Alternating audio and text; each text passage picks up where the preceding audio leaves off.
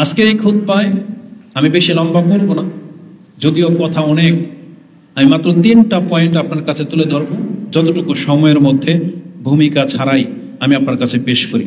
তার প্রথমটা হলো, যেহেতু আমরা মুসলিম, আল্লাহ আমাদের জন্য কিতাব নাজিল করেছেন, রাসূল প্রেরণ করেছেন, আমাদেরকে হেদায়েত করেছেন, আমাদেরকে সুস্থ রেখেছেন, আমাদেরকে তার বন্দেগী করার তৌফিক দিয়েছেন। এভাবে অসংখ্য নেয়ামতের মাঝে আল্লাহ আমাদেরকে বাঁচিয়ে রেখেছেন।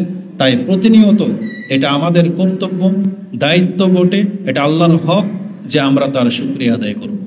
এজন্য প্রথম আমরা আমাদের ওই সমস্ত মুসলিম ভাইদেরকে স্মরণ করে দিতে চাচ্ছি যারা দীর্ঘ একটা মাস, রমজান মাসকে যারা ইবাদতের মাধ্যমে কাটিয়েছেন, তাদের জন্য উচিত আল্লাহ সুবহানাহু ওয়া তাআলা শুকরিয়া আদায় করে তার প্রশংসা করা। কেননা ধর্মের যে কর্মগুলো আছে সেটা কখন, কিভাবে, কতটা করতে হয় এটা আমাদের অজানা ছিল, আমরা জানতাম না। কিন্তু আল্লাহর পক্ষ থেকে তিনি আমাদেরকে শিক্ষা দিয়ে আমাদেরকে সম্মানিত করেছেন, এবং এটা যে আল্লাহর পক্ষ থেকে আমাদেরকে সম্মানিত হওয়া বোঝায়, এই সম্পর্কে আল্লাহ সুবহানাহু ওয়া তাআলা কোরআনে ইঙ্গিত দিয়ে দিয়েছেন, যেটা আপনি সূরা বাকারার 152 নম্বরে পেয়ে যাবেন, যে কামা আরসালনা ফীকুম রাসূলাম মিনকুম ইয়াতলুনা আলাইকুম আয়াতিনা ওয়া ইউযাক্কিকুম ওয়া ইউআল্লিমুকুমুল কিতাবা ওয়াল হিকমা ওয়া ইউআল্লিমুকুম মা লাম তাকুনু তা'লামুন। আল্লাহ বলেছেন, তোমাদেরকে যতভাবে আমি সম্মানিত করেছি তার একটা সম্মান এটাও যে তোমাদের মধ্য থেকে একজন রাসূলকে প্রেরণ করেছি, সে রাসূল তোমাদেরকে কোরআন এবং হিকমা শিক্ষা দিয়েছেন, এবং এমন কিছু তোমাদেরকে শিক্ষা দিয়েছেন যা তোমরা জানতে না। তো আল্লাহ আমাদেরকে ধর্ম শিখিয়ে আমাদের উপর অনেক বড় এহসান করেছেন, আমাদেরকে হেদায়েত করে আল্লাহ আমাদেরকে সম্মানিত করেছেন। তাই আমরা আল্লাহ সুবহানাহু ওয়া তাআলার শুকরিয়া আদায় করতে বাধ্য। বরং আল্লাহ সুবহানাহু ওয়া তাআলা রমজান মাসের আয়াতগুলো যখন আপনি পড়বেন, তাতে দেখতে পাবেন আল্লাহ সুবহানাহু ওয়া তাআলা আমাদেরকে অসুস্থতা অবস্থায় সিয়ামকে ছেড়ে দিতে অনুমতি দিয়েছেন, মুসাফির অবস্থায় সিয়াম ছেড়ে দেওয়ার অনুমতি দিয়েছেন।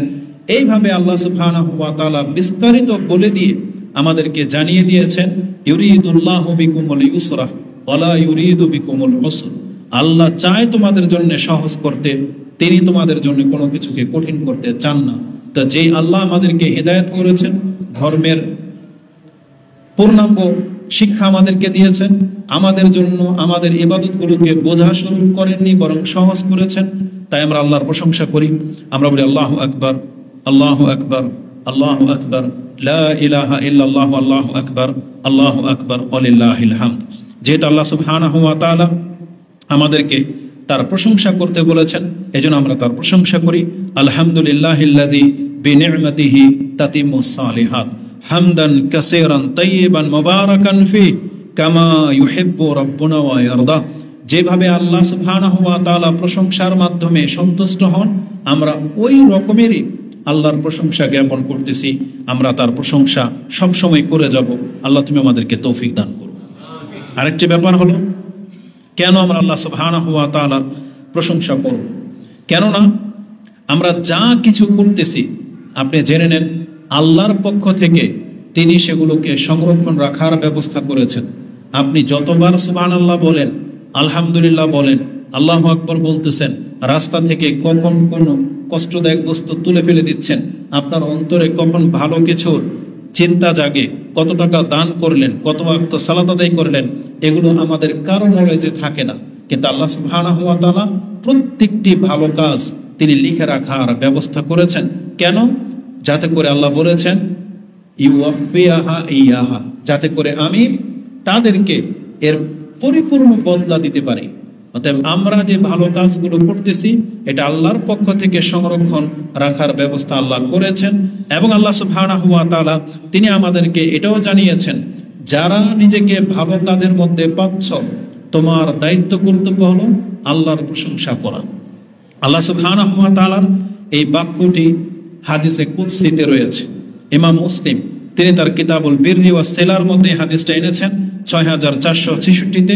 এটা লম্বা হাদিসের শেষ অংশ এটা, যে রাসূল বলেছেন, আল্লাহ সুবহানাহু ওয়া তাআলা তিনি বলেন, ইয়া ইবাদি, হে আমার বান্দারা, ইন্নামা হিয়া আমালুকুম, এই যে তোমাদের আমলগুলো, ও সেইহা লাকুম, আমি তোমাদের জন্য সেগুলোকে সংরক্ষণ করে রেখে দিচ্ছি, সুম্মা ওয়াফিয়াকুম ইয়াহা, যাতে করে তার পরিপূর্ণ বদলা তোমাদেরকে আমি দিতে পারি। তারপরে আল্লাহ বলেছেন, ফামান ওয়াজাদা খায়রান ফালিয়াহমাদিল্লাহ, যেই ব্যক্তি নিজেকে ভালো কাজের মধ্যে পাচ্ছ, অতএব তুমি আল্লাহর প্রশংসা করো। যেহেতু আল্লাহ আমাদেরকে মুসলিম করেছেন, আমাদেরকে কোরআন দিয়ে ধন্য করেছেন, আমরা রমজান মাসের সিয়াম রেখেছি, কিয়াম করেছি, আমরা অনেকে দাড়ি রেখেছি, হালালের উপরে আছি, এইভাবে নিজেকে যত ভালো কাজের মধ্যে আপনি পাচ্ছেন, যেটা আপনি অন্যকে দেখতে পান না, এজন্য আপনাকে আল্লাহ সুবহানাহু ওয়া তাআলার শুকরিয়া আদায় করতে হবে। যেহেতু আল্লাহ সুবহানাহু ওয়া তাআলা আমাদেরকে হেদায়েত করে দিয়েছেন, এজন্য আমরা তার প্রশংসা করি। আমরা বলি আলহামদুলিল্লাহিল্লাযী হাদানা লিহাযা ওয়া মা কুন্না লিনাহতাদিয়া লাউলা আন হাদানাল্লাহ। এই দোয়াটা আল্লাহ সুবহানাহু ওয়া তাআলা আমাদেরকে শিক্ষা দিয়েছেন, যেটা আপনি সূরা আরাফ 7 নম্বর সূরা 43-এ পেয়ে যাবেন, যে আল্লাহ বলেছেন হেদায়েত প্রাপ্তদেরকে এইভাবে দোয়া করা উচিত যে সমস্ত প্রশংসা সে আল্লাহর, যিনি আমাদেরকে হেদায়েত করেছেন। তিনি যদি আমাদেরকে হেদায়েত না করতেন, তাহলে কোনো অবস্থাতেই আমরা হেদায়েতের পথ পেতাম না।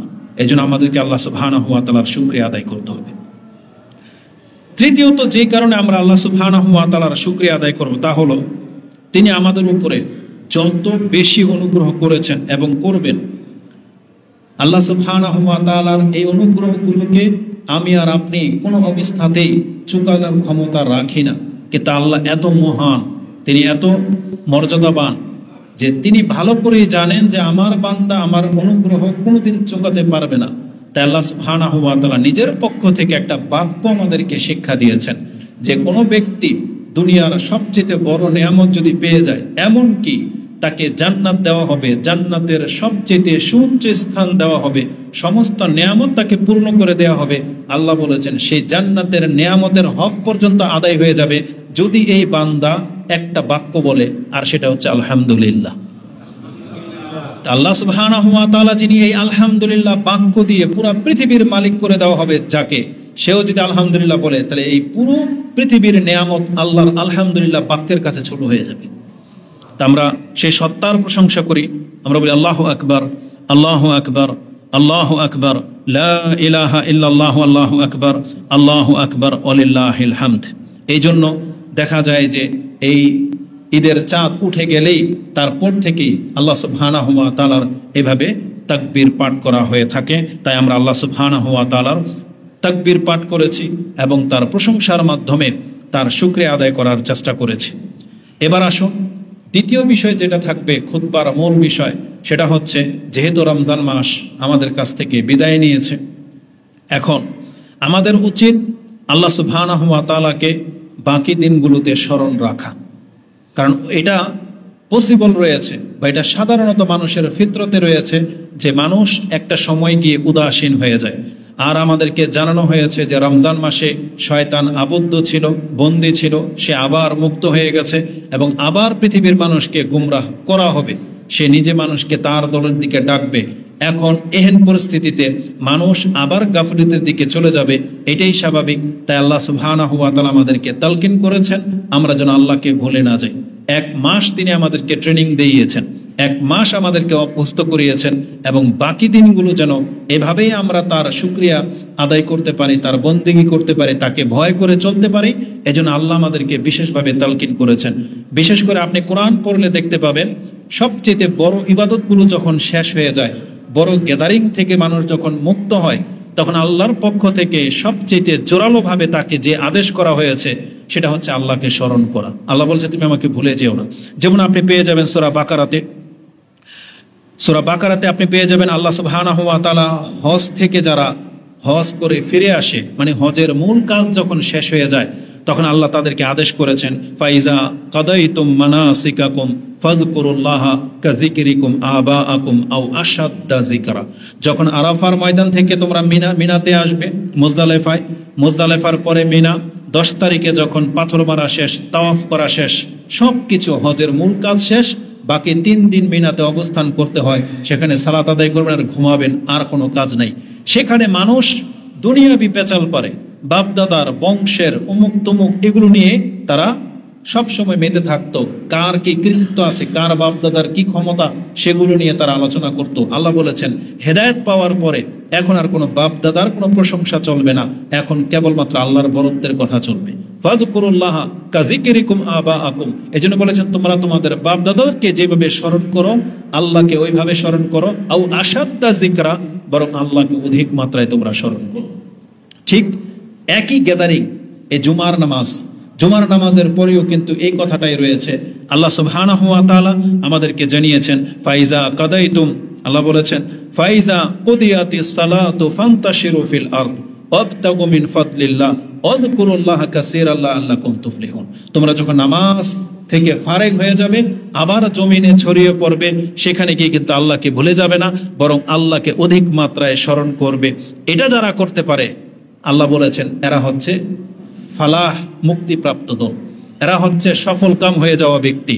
অতএব আল্লাহর জিকিরের মাঝেই আমাদের কল্যাণ রয়েছে। আর যারা আল্লাহকে ভুলে যাবে তারা সবচেয়ে বেশি ক্ষতিগ্রস্ত হবে, তারা সবচেয়ে বেশি পাপী হবে। কারণ আল্লাহকে যারা ভুলে যায় তাদের দ্বারা পাপ বেশি হয়। এমন কোন পাপীর আপনি ইতিহাস, আমরা সবাই পাপী, কিন্তু আপনি আর আমার জীবন থেকে একটা জিনিস লক্ষ্য করে দেখেন, একটা পাপের মধ্যে আছেন আর ওই সময় আল্লাহর কথা স্মরণ হয়ে গেছে, তারপরে পাপ কন্টিনিউ করতে পারে এমন কোন মুসলিম আপনি পাবেন না। বরং মুসলিমদের স্বভাবই হলো আল্লাহকে যতক্ষণ পর্যন্ত সে গভীরভাবে স্মরণ করতে পারে তখন সে আর পাপে জড়ায় না, তার অন্তরের ভিতরে একটা ভয় চলে আসে, সে পাপ থেকে সে তখন বিরত থাকে। এজন্য আল্লাহর স্মরণটা সবচেয়ে বেশি প্রাধান্য দিতে হবে। আল্লাহ আমাদেরকে বলেছেন তোমরা তাদের মতো হয়েও না যারা আল্লাহকে ভুলে গেছে। আল্লাহ সুবহানাহু ওয়া তাআলার এই কথাটা আপনি সূরা হাশরে পেয়ে যাবেন। হাশরের 19 নম্বর আয়াতে আল্লাহ সুবহানাহু ওয়া তাআলা বলেন ওয়ালা তাকুনু কাল্লাযিনা নাসুল্লাহা ফাআনসাহুম আনফুসাহুম, তোমরা তাদের মতো হয়েও না যারা আল্লাহকে ভুলে গেছে, ফলশ্রুতিতেও আল্লাহ তাদেরকে এমন করে দিয়েছেন যে তারা নিজেরাই নিজেদের কর্মের কথা ভুলে গেছে। এই কারণে কি হয়েছে, উলাইকা হুমুল ফাসিকুন, এবং তারা অধিকাংশে হচ্ছে পাপিষ্ট, মানে পাপী। তো যখন মানুষ আল্লাহকে ভুলে যায় তখন সে পাপের পথে ছুটে যায়, আর তখন এই পাপ থেকে সে আর ফিরে আসতে পারে না। এই জন্য এই সময়গুলোতে আমাদেরকে বেশি জরুরি আমরা যেন আল্লাহ সুবহানাহু ওয়া তাআলাকে স্মরণ রাখি। এবং আপনি খুব গভীরভাবে লক্ষ্য করে দেখেন 5 ওয়াক্ত সালাতের পরে মূল কাজ শেষ, ফরজ কাজ শেষ, কিন্তু রাসূলুল্লাহ সাল্লাল্লাহু আলাইহি সাল্লাম সালাম ফেরানোর পরে তিনি দীর্ঘক্ষণ বসে বিভিন্ন বাক্যর মাধ্যমে আল্লাহকে স্মরণ করতে থাকতেন।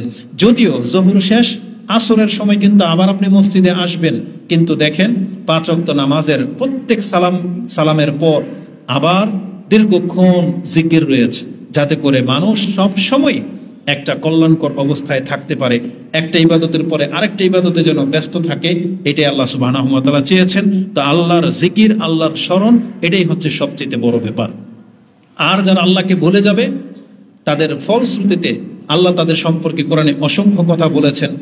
তার মধ্যে একটা সবচেয়ে বড় ক্ষতি যেটা, সেটা হচ্ছে কোরআনে আপনি সূরা যুখরুফ 43 নম্বর সূরার 38-39 নম্বরে পেয়ে যাবেন। আল্লাহ বলেছেন ওমাইয়া আশু আন যিকরির রহমান নুকাইয়িদ লাহু শায়তানান ফাহুয়া লাহু কারিন, যারা আল্লাহ সুবহানাহু ওয়া তাআলার জিকির থেকে উদাসীন হয়ে যাবে আল্লাহ বলেছেন শয়তান তাকে সঙ্গী করে নেবে।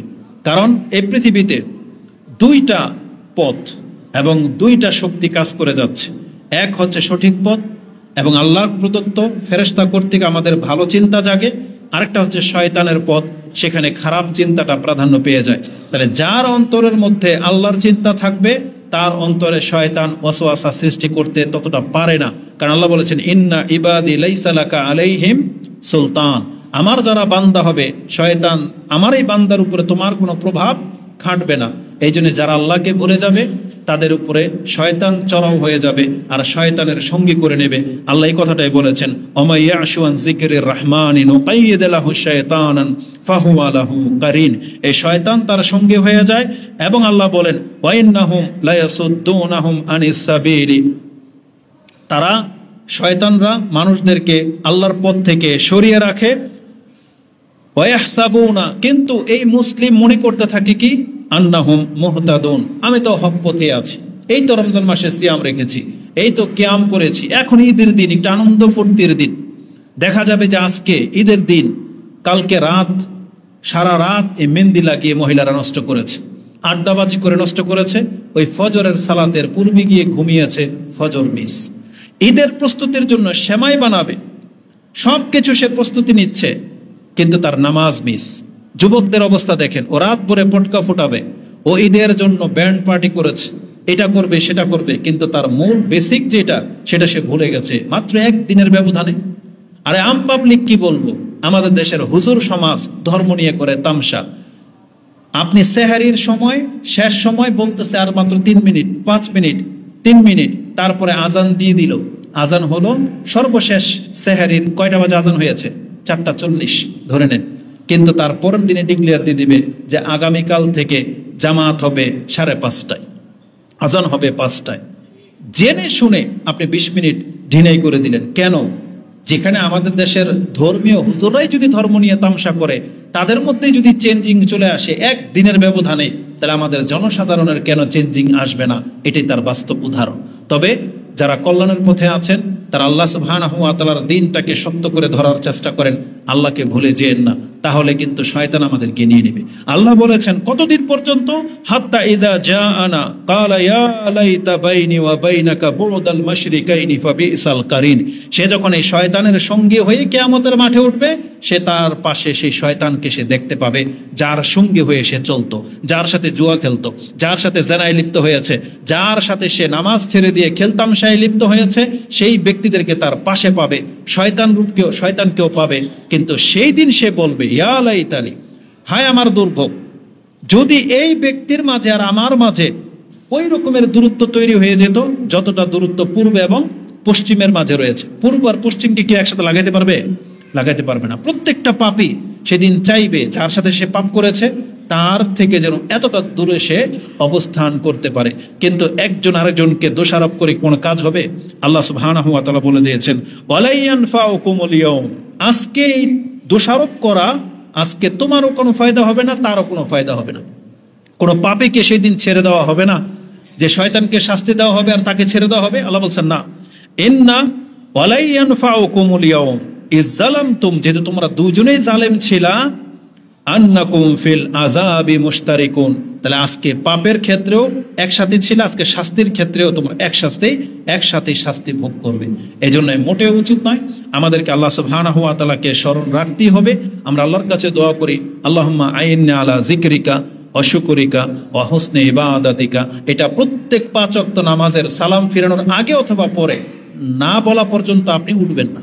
রাসূলুল্লাহ সাল্লাল্লাহু আলাইহি ওয়াসাল্লাম নিষেধ করেছেন, মুআজ বিন জাবালকে বলেছেন, আমি তোমাকে ভালোবাসি, তুমি এই দোয়া ছাড়া সালাম থেকে বা সালাত থেকে তুমি ফিরবা না। হয় সালামের আগে, সালাম ফিরিয়ে দিলে সালামের পরে বলি তারপর আপনি উঠবেন কি, আল্লাহুম্মা আইন্নি আলা যিকরিকা ওয়া শুকরিকা ওয়া হুসনি ইবাদাতিকা। আল্লাহ তুমি আমাদেরকে সাহায্য করো যাতে আমরা তোমাকে স্মরণকারী হতে পারি, আমরা তোমার শুকরগুজার বান্দা হতে পারি, আমরা তোমার উত্তম ইবাদত গুজার বান্দা হতে পারি। এটা আল্লাহর কাছে সাহায্য চাইতে হবে। দ্বিতীয় বিষয় যেটা আমরা স্মরণ করিয়ে দিব, আল্লাহ সুবহানাহু ওয়া তাআলার স্মরণ, এটাই হলো মূল। এর জন্য আমাদেরকে কি করতে হবে? রমজান মাসে যেভাবে আমরা আল্লাহর বান্দা ছিলাম, আমাদেরকে ওয়াদাবদ্ধ হতে হবে ইনশাআল্লাহুল আজিজ, যে ইবাদতগুলো আমি রমজান মাসে করেছি, আল্লাহ তোমার সাথে ওয়াদা করতেছি এটা আমার কোনোদিন ছুটে যাবে না। যারা আমরা ফরজ করেছি, ফরজ তো আমাদেরকে আদায় করতেই হবে। আপনি খেয়াল করে দেখেন, এ রমজান মাসে আপনি ফরজের সাথে অনেক নফল ইবাদতও করেছেন। এটা আমাদের মুসলিম ভাইদের কাছে দাবি থাকবে, আমি সহ আমরা যেন সেই ইবাদতগুলোকে কন্টিনিউ চালিয়ে নিতে পারি, যদিও তার পরিমাণ হবে অল্প। আপনি রমজান মাসে 1 খতম দিয়েছেন বা প্রত্যেক দিন 1 পারা পড়েছেন, কিন্তু আজকে আপনি 1 পৃষ্ঠা হলেও পড়তে হবে, কালকে 1 পৃষ্ঠা হলেও পড়তে হবে। মানে প্রতিনিয়ত আপনাকে কোরআনের সাথে লেগে থাকতে হবে। আরব দেশের একজন শেখের একটা ছোট্ট ক্লিপ দেখলাম, তিনি কথাটাকে এইভাবে বলেছেন, যেই ব্যক্তি কোরআনের সঙ্গে হয়ে যায়, কোরআন তাকে কোনোদিন ছাড়বে না। আর যেই ব্যক্তি নিজে থেকে কোরআনকে দূরে সরিয়ে দিবে, কোরআন তার কাছে কোনোদিন আসবে না। কিয়ামতের মাঠে পর্যন্ত কোরআন আপনাকে ছাড়বে না। যারা দুনিয়াতে কোরআনকে নিজের সাথে রেখেছিলেন, কিয়ামতের মাঠে কোরআন আপনার সাথে থাকবে, কোরআন আপনাকে ছায়া করবে, কোরআন আপনার জন্য সুপারিশ করবে। আর যারা কোরআনকে ছেড়ে দিয়েছেন, কবরে আপনার সাথে কোরআন থাকবে না, হাসরের মাঠও থাকবে না, মর্যাদার ক্ষেত্রে কোরআন থাকবে না, বরং কোরআন বিপক্ষে দাঁড়িয়ে যাবে। ওই কথাগুলো আছে, আমি লম্বা করব না। তো চমৎকার কথা বলেছেন। এই জন্য যে ইবাদতগুলো আমরা শুরু করেছিলাম আল্লাহর জন্য, সেগুলোকে কন্টিনিউ করা, এর মাধ্যমে আল্লাহকে স্মরণ করা। ইবাদতবিহীন আল্লাহর স্মরণ হয় না, এটা জেনে নেন। ইবাদতবিহীন আল্লাহর স্মরণ হয় না। যেই ব্যক্তি ইবাদত ছেড়ে দিয়ে যদি বলে যে আমি আল্লাহকে স্মরণ রাখি, সে মিথ্যুক প্রমাণিত হবে। অথবা তার উদাহরণ হলো ওই রকম আমাদের কিছু মহিলাদেরকে আমরা দেখেছি, আজান হলে তারা মাথায় কাপড় দেয় কিন্তু সালাত আদায় করে না। বুঝেন, এটা হচ্ছে এই রকমের আল্লাহকে স্মরণ করা। মানে আজান হচ্ছে, সে মাথায় কাপড় দিবে, আজান শেষ কাপড় পরে যাবে, সে নামাজও আদায় করে না। তবে জেনে নেন, আল্লাহকে স্মরণ করার একমাত্র উপায় হলো ইবাদত। ইবাদতবিহীন আল্লাহকে স্মরণ করা হয় না। আল্লাহ নিজেই বলেছেন মুসা আলাইহিস সালামকে, ইন্নানি আনাল্লাহ লা ইলাহা ইল্লা আনা ফা'বুদিনি ওয়া আকিমিস সালাতা লিযিকরি। মুসা, তুমি জেনে নাও আমি হচ্ছি সেই আল্লাহ, আমি ছাড়া সত্য কোনো ইলাহা নাই, অতএব আমারই ইবাদত করো এবং আমাকে স্মরণ করার জন্যই তুমি সালাত আদায় করবে। এজন্য যারা 5 ওয়াক্ত নামাজকে ছেড়ে দিয়েছেন, আপনি আল্লাহকে স্মরণ করেন, এটা মিথ্যা প্রমাণিত হয়ে যাবে। বরং নামাজের মাধ্যমে আপনাকে আল্লাহকে স্মরণ করতে হবে, হারাম থেকে বেঁচে থাকার মাধ্যমেই আল্লাহকে স্মরণ করতে হবে, পর্দা করার মাধ্যমেই আপনাকে আল্লাহকে স্মরণ করতে হবে। কারণ একটা মহিলা যখন পর্দা করে, সেটা প্রমাণ করে দিল যে সে আল্লাহকে ভয় পায়, সেটা প্রমাণ করে দিল সে এখন আল্লাহকে ফিল করতেছে যে আমি যদি বেপর্দা হই আল্লাহ দেখবে, আল্লাহ ধরবে। আমরা যারা দাড়ি ফেলে দিচ্ছি, আমরা আল্লাহকে ভয় পাই না। যারা রেখে নিয়েছি তারাই আল্লাহকে ভয় পাচ্ছে, এটা তার প্রমাণ। যারা প্যান্ট একটার উপরে বানান, তারা আল্লাহকে ভয় পায়, এটা তার প্রমাণ। যারা 5 ওয়াক্ত সালাত আদায় করেন, এটা তার প্রমাণ যে আপনি আল্লাহকে স্মরণ করতেছেন। অতএব ইবাদতই হলো আল্লাহকে স্মরণ করার সবচেয়ে উত্তম মাধ্যম। ইবাদতবিহীন আল্লাহকে স্মরণ করা যায় না।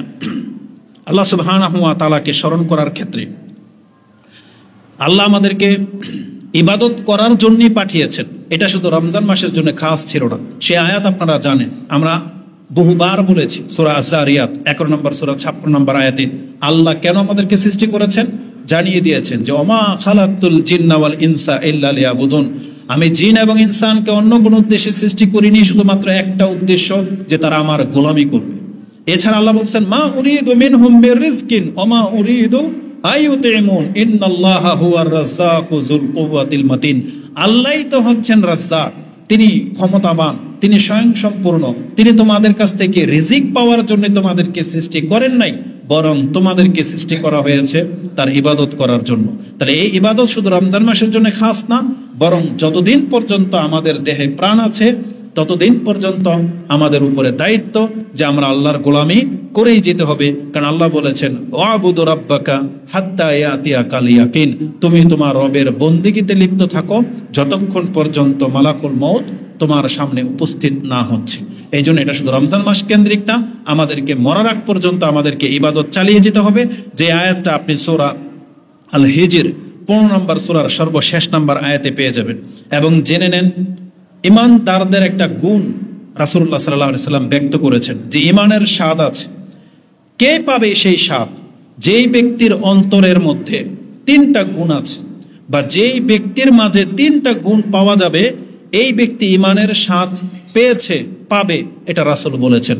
আর হাদিস ইমানের অধ্যায়ে এনেছেন ইমাম বুখারী এবং ইমাম মুসলিম। ইমানের অধ্যায়ে ইমাম বুখারী রাহিমাহুল্লাহ আপনি 16 নম্বর হাদিসে পেয়ে যাবেন। মুসলিমে হাদিসটি 69-এ রয়েছে যে রাসূলুল্লাহ সাল্লাল্লাহু আলাইহি ওয়াসাল্লাম বলেন সালাসুন, 3টা গুণ, মান কুন্না ফীহি ওয়াজাদা হালাওয়াতাল ঈমান, যার মাঝে আছে সে মূলত প্রকৃত স্বাদ পেয়েছে। ইমানের একটা স্বাদ আছে, প্রত্যেকটা জিনিসের স্বাদ আছে। এটা কে পাবে? যে এটাকে অনুভব করতে পারবে। তো ইমানের স্বাদ কে পাবে? বলেছেন যার মাঝে 3টা জিনিস আছে। কি? আইয়াকুন আল্লাহু ওয়া রাসূলুহু আহাব্বা ইলাইহি মিম্মা সিওয়াহুমা, কোন মানুষ যদি এমন করতে পারে নিজেকে যে সে আল্লাহ এবং তার রাসূলকে যতটা ভালোবাসে সেই জায়গা আর কাউকে দেয় না। মানে তার একটা জায়গা আছে, একটা বিশ্বাস, একটা ভালোবাসার জায়গা আছে, যে জায়গাটা কাকে দেওয়া উচিত? আল্লাহকে এবং তার রাসূলকে। আল্লাহ এবং তার রাসূলের জন্য যে ভালোবাসাটা মানুষের হওয়া উচিত, এই ব্যক্তি সেই জায়গাটা আল্লাহ এবং তার রাসূলকেই রেখেছে, সেখানে আর কাউকে বসায় নাই। এটা যেই ব্যক্তি করতে পারবে, তাহলে সেই ব্যক্তি ঈমানের স্বাদ পেয়েছে। তার মানে আল্লাহ এবং তার রাসূলের জন্য সে বাকি সব কিছুকে ছেড়ে দিতে প্রস্তুত। সব কিছু হারিয়ে গেলে তার দুঃখ হবে না, কারণ সে আল্লাহ এবং তার রাসূলকে পেয়ে গেছে। এইটা যার ধ্যান ধারণা, এই ব্যক্তি ঈমানের স্বাদ পেয়েছে। দ্বিতীয় গুণ কি? ওয়া আই ইউহিব্বাল মারআ ইল্লা লিল্লাহ। সে যদি কোনো ব্যক্তিকে ভালোবাসে, এটারও মূল একটাই উদ্দেশ্য, আল্লাহর জন্য ভালোবাসে। যার হয়তো রূপ নাই, যার হয়তো সম্পদ নাই, যার হয়তো কোনো রকমের পরিচিত নাই, কিন্তু আপনি তাকে ভালোবাসেন এই জন্য, কেন লোকটা দিনদার, সে সৎ, সে অসৎ না, হারাম খায় না, আল্লাহর বান্দা এবং সৎ ব্যক্তি, এই জন্য শুধু তাকে ভালোবাসেন। এটা যে করতে পারি আমরা, আল্লাহর রাসূল বলেছেন এই ব্যক্তি মূলত ঈমানের স্বাদ পেয়েছে। আর এটা যারা আমরা করতে পারি না, যার সাথে শুধু পয়সাওয়ালাদের সম্পর্ক, যার সাথে পানা দেনার সম্পর্ক, তার মানে তারা ঈমানের স্বাদ পায় নাই, তারা দুনিয়ার স্বাদ পেয়ে গেছে, তারা পয়সার স্বাদ পেয়ে গেছে। কিন্তু আমাদেরকে সম্পর্ক রাখতে হবে সৎ ব্যক্তিদের সাথে, তার কিছু থাক বা না থাক, এটা যে করতে পারবে সে ঈমানের স্বাদ পেয়েছে। তৃতীয় গুণ হলো ওয়া আই ইয়াকরাহ আই ইয়াউদা কুফর আই ইয়াউদা ফিল কুফর কামা ইয়াকরাহ আই ইউকযাফা ফিন নার। যেই ব্যক্তি আগুনে পতিত হওয়াটাকে যতটা ঘৃণা করে, সে তওবা করে ফিরে আসার পরে আবার সেই যুগে সেই জগতে ফিরে যাওয়াটাকে ওইভাবে ঘৃণা করতে পারবে, সেই ব্যক্তি ঈমানের স্বাদ পেয়েছে। যেই ব্যক্তি নেশা থেকে তওবা করে ফিরে আসছে, যে জেনা থেকে ফিরে আসছে, যে বেনামাজি হওয়া থেকে ফিরে আসছে, যে বেপরদার জীবন থেকে ফিরে আসছে, সে আবার ওই যুগে ফিরে যাওয়াটাকে ওই রকমের ঘৃণা করে যে তার গায়ে আগুন লেগে যাক। এটা যেমন আমরা ঘৃণা করি, আমরা কেউ পছন্দ করি না যে আমি আগুনে নিক্ষিপ্ত হই, আমার গায়ে আগুন লেগে যাক, এটা কেউ পছন্দ করি না। তার মানে সে যেন আবার তারা জাহেলিয়াতের যুগে ফেরত না যায়। আল্লাহ আমাদেরকে যাদেরকে হেদায়েত দিয়ে দিয়েছেন, এই হেদায়েত ছেড়ে দিয়ে আপনি আবার পাপের জগতে ফিরে যাবেন না, এটা যেই ব্যক্তি করতে পারবে তার ঈমানের স্বাদ আছে। অতএব রমজান মাসে আমরা যারা পাপ থেকে তওবা করে আল্লাহর বন্দেগী করেছি, আমাদের এটা দাবি থাকবে আমরা যেন সেই পাপের দিকে আর না জড়াই। আল্লাহ তুমি আমাদেরকে তৌফিক দান করো। আল্লাহ সুবহানাহু ওয়া তাআলা আমাদেরকে বলেছেন ফাস্তাকিম কামা উমিরতা ওমান তাবা মাক ওয়ালা তাতগাও। আল্লাহ সুবহানাহু ওয়া তাআলা সূরা হুদ 11 নম্বর সূরা 112 নম্বরে বলেছেন যে তোমরা ইস্তেকামাত অবলম্বন করো, ফাস্তাকিম কামা উমিরতা, যেভাবে তোমাদেরকে আল্লাহ আদেশ করেছেন সেই পথের উপরে তোমরা কায়েম হয়ে যাও। আমরা যেমন নামাজে দাঁড়ালে বলি না, কাতারগুলাকে সোজা করেন, ইস্তাকিমু, তার মানে সোজা করেন, কাতারগুলাকে সোজা করেন। আল্লাহ যখন বলেছেন ফাস্তাকিমু, তোমরা সোজা হয়ে চলো, তার মানে তোমরা ডানে যেও না, বামে যেও না, যে পথে তোমাদেরকে চলতে বলা হয়েছে তোমরা সেই পথে চলো। ওয়ালা তাতগাও, এবং তোমরা সীমা লঙ্ঘন করো না।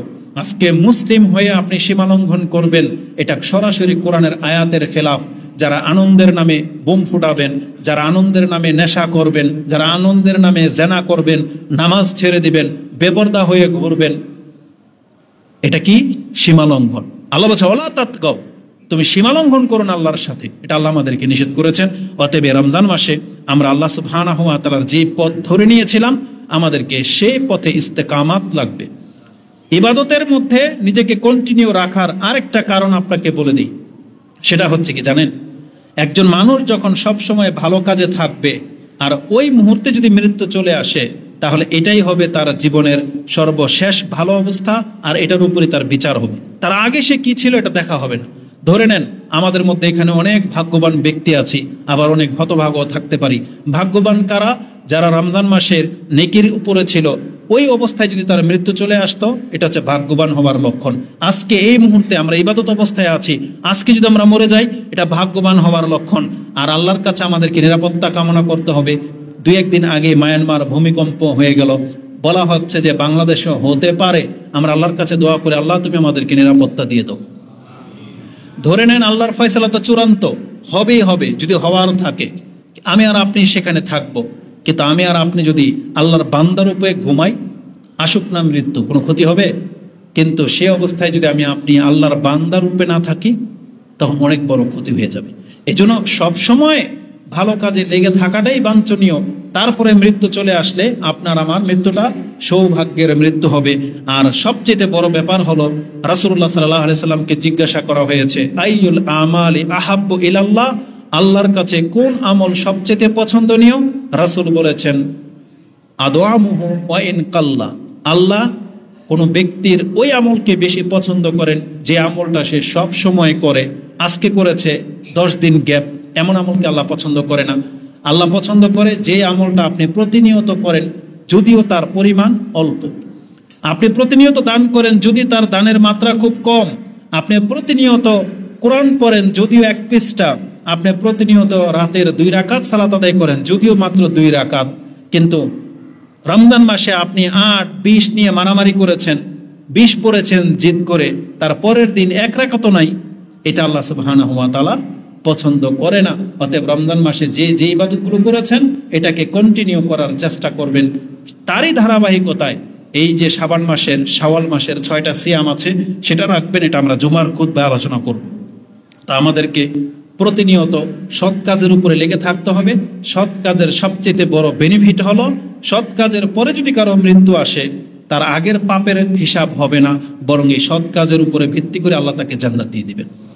এবং আমাদের মা বোনদের জন্য যতগুলো কথা আপনাদেরকে বলেছি, এগুলো যেমন আমাদের জন্য, এগুলো আমাদের মা বোনদের জন্য। আমি শুধু আজকে তাদের জন্য একটা হাদিসকে স্মরণ করিয়ে দিতে চাই, যে হাদিসটি মুসলিমে আছে। মুসলিমের মধ্যে রয়েছে যে দুনিয়া কুল্লাহা মাতা ওয়া লাইসা মাতা'আদ দুনিয়া আফদালু মিন মারআতিস সালিহা। এই ভাষাটাই আপনি ইবনে মাজাতে পেয়ে যাবেন খুব চমৎকার ভাবে। রাসূলুল্লাহ সাল্লাল্লাহু আলাইহি সাল্লাম বলেছেন, ইন্নামাদ দুনিয়া মাতা, এই দুনিয়া পুরাটাই হচ্ছে ভোগের জিনিস, মানে মানুষ ব্যবহার করতে পারে, সবই সম্পদ। কিন্তু ওয়ালাইসা মিন মাতা'আদ দুনিয়া শাইউন আফদালা মিন মারআতিস সালিহা, কিন্তু একটা সৎ মহিলা, এটা যত বড় সম্পদ পৃথিবীতে, তার এগেনস্টে অন্য কোনো কিছু পাত্তা পাবে না। মানে একজন সৎ মহিলাকে আল্লাহ এত বড় সম্পদ বলেছেন, এটা যার কাছে আছে, তার কাছে আর কিছু যদি নাও থাকে, তাহলে সবচেয়ে দামি সম্পদটা তার কাছে আছে। তাহলে আমাদের মুসলিম মহিলাদেরকে, যারা সৎকর্মশীল, তাদেরকে আল্লাহ এতটা মান দিয়েছেন যে তার মতো মূল্যবান সম্পদ পৃথিবীতে আর নাই। যদিও আমরা পুরুষরা সৌন্দর্যতাকে বেশি প্রাধান্য দিই, পয়সাকে বেশি প্রাধান্য দিই, ওই নারীদেরকে আমরা প্রাধান্য দেই না যারা দেখতে শুনতে অতটা সুন্দর না, যাদের অত নাম ডাক নাই। তবে আল্লাহ সুবহানাহু ওয়া তাআলার ফয়সালায় চূড়ান্ত, নিঃসন্দেহে দিনদারকে প্রাধান্য দেওয়া উচিত, এবং দিনদারদের মূল্য সবচেয়ে বেশি এই দুনিয়া এবং পরকালে। এজন্য যারা দিন পেয়ে গেছেন, আপনি আল্লাহর শুকরিয়া আদায় করবেন যে আল্লাহ আমাকে রূপ দেয়নি, বংশ দেয়নি, কিন্তু আল্লাহ আমাকে দিন দিয়ে দিয়েছে, আল্লাহ আমাকে হেদায়েত করেছে। আপনি অধিক মাত্রায় আল্লাহর কাছে শুকরিয়া আদায় করবেন, আল্লাহর সামনে সেজদায় পড়ে থাকবেন, যাতে করে আপনি এই মর্যাদাটা ধরে রাখতে পারেন। এবং আমাদের পুরুষদেরকেও তালকিন করে দেওয়া হয়েছে, আজকে আমরা সৌন্দর্যতার পেছনে ছুটি বটে, আপনি লক্ষ্য করে দেখবেন অধিকাংশ পাপগুলো সুন্দর মহিলাদের দ্বারাই হয়, কিন্তু দিনদার মহিলাদের দ্বারা হয় না। তবে যারা সৌন্দর্যতার সাথে দিন পেয়ে গেছে, সোনাই সোহাগা যেটাকে বলা চলে, তার আরো বেশি শুকরিয়া আদায় করা উচিত যে আল্লাহ আমাকে রূপও দিয়েছে, আল্লাহ আমাকে মান সম্মানও দিয়েছে, আল্লাহ আমাকে দিনও দিয়েছে। তবে সব কিছুর মূলে হচ্ছে দিন। যার রূপ আছে, সব কিছু আছে, কিন্তু দিন নাই, সে একবারে মারা পড়বে, সে চরমভাবে ক্ষতিগ্রস্ত হবে কিয়ামতের মাঠে, তার এই রূপ নিয়েই সে জাহান্নামে যাবে। এজন্য আল্লাহ আমাদের এই মুসলিম মহিলাদেরকে হেফাজত করুন। রাসূল এই ঈদের খুতবায় বলেছিলেন, ইয়া মাশারান নিসা তাসাদ্দাকনা ওয়া আকসিরনাল ইস্তিগফার ফা ইন্না রাআইতু আকসারাকুন্না আহলিন নার। হে মহিলা সমাজ, আপনারা দান সাদকা করেন যতটুকু সম্ভব, এবং সবচেয়ে বেশি যেটা করবেন সেটা হচ্ছে অধিক মাত্রায় আল্লাহর কাছে ক্ষমা চাইতে হবে। কেন? কারণ রাসূল বলেছেন, এটা যদি না করো তাহলে ওই যে টিম অধিকাংশ নারীকে জাহান্নামে দেখেছি, তোমাদের অন্তর্ভুক্ত, তাদের অন্তর্ভুক্ত তোমরা হয়ে যাবে। কিন্তু যেই মহিলা বেশি বেশি আল্লাহর কাছে ক্ষমা চায় এবং মাঝে মাঝে দান সাদকা করে, তারা জাহান্নাম থেকে বেঁচে যাবে। এটা আমাদের মা বোনদের জন্য এটা আমরা বলতে পারি এতটুকু। তাহলে আজকের খুতবায় আমরা যেটা বললাম, আমাদেরকে আল্লাহর শুকরিয়া আদায় করা উচিত, আল্লাহর প্রশংসা করবেন, আল্লাহকে ভুলে যাওয়া যাবে না, আল্লাহকে স্মরণ রাখতে হবে। আর তৃতীয়টা সেটা হচ্ছে ইবাদতকে কন্টিনিউ করতে হবে। আমরা শুধু আল্লাহর বান্দা রমজান মাসে না, বরং সারা জীবন মরার আগ পর্যন্ত। এজন্য আল্লাহ, আমরা তোমার কাছে তওবা করে তোমার কাছে আশ্রয় চাচ্ছি, তোমার কাছে তৌফিক চাচ্ছি, আমাদেরকে তোমার বান্দা হয়ে বেঁচে থাকার তৌফিক দান করুন। সর্বোপরি আমরা আল্লাহর কাছে দোয়া করি, আসাল্লাহু আইয়াজআলাহু ঈদান সাঈদান আলাইনা ওয়া আলাইকুম ওয়া আলা উম্মাতাল ইসলাম। আল্লাহ, তুমি আমাদের ঈদকে আমাদের জন্য সৌভাগ্যের, আনন্দদায়ক করো, এবং সমস্ত মুসলিমদের জন্য এটা যেন আনন্দের দিন হয়ে থাকে। আল্লাহ, তুমি আমাদের জন্য এই দিনটাকে আনন্দময় করে দাও, আমিন। তাকাব্বালুল্লাহু মিন্না জামিআন আসিয়ামি ওয়াল কিয়ামি ওয়া সাইরাল আমাল। আল্লাহ, তুমি আমাদের সবার পক্ষ থেকে যে সালাত, যে সিয়াম, কোরআন তেলাওয়াত, দান সাদকা আমরা করেছি, আল্লাহ তুমি আমাদের ইবাদতগুলোকে কবুল করো। ওয়াজআলনাল্লাহা মিম্মান ওয়াফাকা লাইলাতুল কদর, আল্লাহ যাদের তকদিরে লাইলাতুল কদর পেয়ে গেছে, আল্লাহ আমাদেরকে তাদের অন্তর্ভুক্ত করো। আল্লাহুম্মা গফির লিল মুমিনিনা ওয়াল মুমিনাত, আল্লাহ তুমি আমাদের মুমিন পুরুষ মুমিন নারীদেরকে ক্ষমা করো। ওয়াল মুসলিমিনা ওয়াল মুসলিমাত আল আহইয়াই মিনহুম ওয়াল আমওয়াত, আল্লাহ আমাদের জীবিত এবং মৃত পুরুষ মহিলাদেরকে আল্লাহ তুমি মাফ করে দাও। আল্লাহুম্মা ইন্না নাউযু বিকা আন নারজি আলা আকাবিনা আও নুফতিনা আন দীনিনা, আল্লাহ আমরা তোমার কাছে আশ্রয় চাচ্ছি, আমরা যেন দিন বিমুখ না হয়ে যাই, অথবা দিনের ক্ষেত্রে যারা ফিতনায় পড়ে আমরা যেন তাদের অন্তর্ভুক্ত না হয়ে যাই। আল্লাহ তুমি আমাদেরকে কবুল করো। রব্বানা আতিনা ফিদ দুনিয়া হাসানা ওয়া ফিল আখিরাতি হাসানা ওয়া কিনা আযাবান নার। আল্লাহুম্মা আনসুরনা আল ইসলাম, আল্লাহ তুমি আমাদেরকে এবং ইসলামকে আল্লাহ শক্তিশালী করো। আল্লাহুম্মা আনসুরনা ওয়ালিল মুসলিমিনা ফি কুল্লি মাকান, আল্লাহ তুমি আমাদেরকে এবং প্রত্যেক জায়গার মুসলিমদেরকে আল্লাহ তুমি সাহায্য করো।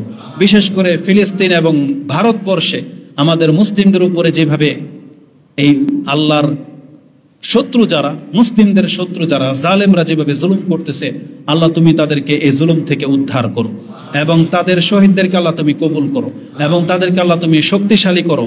তোমার দিনকে যেভাবে আমরা নির্দ্বিধায় নিরাপত্তার সাথে পালন করতে পারতেছি, আল্লাহ তুমি ফিলিস্তিনেও সে নিরাপত্তা ফিরিয়ে দাও, তারাও যেন আমাদের মতো করে ঈদ পালন করতে পারে, আল্লাহ তাদের স্বস্তি তুমি ফিরিয়ে দাও এবং এই জালেমদের উপরে তাদের জুলমের পরিণামটা যে কত মারাত্মক হবে এই দুনিয়াতে আল্লাহ তাদের স্বাদ তুমি চাখিয়ে দাও এবং আল্লাহ তুমি আমাদেরকে শক্তিশালী করো। যেভাবে আরব ভূখণ্ডে তাওহীদের পতাকা ঝান্ডা উত্তোলন হয়েছিল এবং যার ফায়দা এখনো তারা পাচ্ছে, আল্লাহ বাংলার জমিনে আমাদেরকে দিয়ে তাওহীদকে প্রতিষ্ঠাকারী হিসাবে আমাদেরকে তুমি কবুল করো এবং তাওহীদের মাধ্যমে যে ফ্যাসিলিটি রয়েছে, যে নিরাপত্তা রয়েছে বাংলার জমিনে যেন আমরা সেটা পেতে পারি, আল্লাহ তুমি আমাদেরকে তৌফিক দান করো। আল্লাহ যে বিপদের সংকেত আমরা পাচ্ছি, আল্লাহ তুমি আমাদেরকে এই বিপদ থেকে মুক্তি করে দাও এবং আমাদের জান মালকে আল্লাহ তুমি হেফাজত করো, আমাদের সন্তানদেরকে আল্লাহ তুমি নামাজি বানাও, আমাদের পরিবারকে আল্লাহ তুমি ইসলামিক পরিবার করে বেঁচে থাকার তৌফিক দান করো এবং আমাদেরকে তোমার দিন পালন করে হালাল হারাম বেঁচে চলার তৌফিক দান করো। আমিন ইয়া রাব্বাল আলামিন। তাকাব্বালাল্লাহু মিন্না ওয়া মিনকুম আন সালিহাল আমাল। কুল্লু আম ওয়া আনতুম ফি খায়র ওয়া আনতুম ইলাল্লাহি আকরাব। ইবাদাল্লাহ, ইন্নাল্লাহা ইয়া'মুরুকুম বিল আদলি ওয়াল ইহসান ওয়া ইতা'i